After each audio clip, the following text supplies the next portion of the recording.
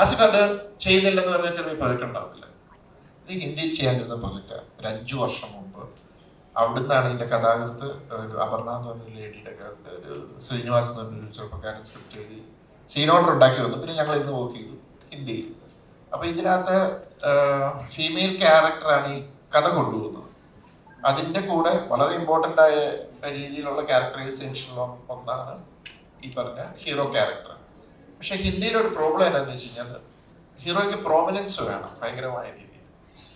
അപ്പൊ അതിനുള്ള ചേഞ്ചസ് ആവശ്യപ്പെടുന്നു ചെയ്യുന്നു. അപ്പൊ ഞങ്ങൾക്കത് ഡൈജസ്റ്റ് ആയില്ല. കുറെ ട്രൈ ചെയ്തിട്ട് അവസാനം 4-5 വർഷം കഴിഞ്ഞ് കഴിയുമ്പോഴത്തേക്കും ഞാനത് വിട്ട് കളഞ്ഞേക്കാൻ തോന്നുന്നു. പക്ഷെ എൻ്റെ ഒരു ബുദ്ധിമുട്ടെന്ന് വെച്ചാൽ 5 വർഷം എൻ്റെ കൂടെ ആ മനുഷ്യൻ നടന്നതാണ്.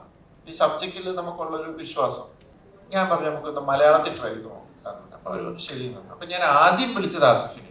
അത് ആസിഫിന്റെ ഒരു പ്രത്യേകത, ഞാൻ ഇതിനു മുമ്പ് കോമൺ വർക്ക് ചെയ്തപ്പോഴും പിന്നെ ഇദ്ദേഹം ചെയ്ത പല സിനിമകളും ഒക്കെ നോക്കുക ഞാൻ കണ്ടിട്ടുണ്ട്.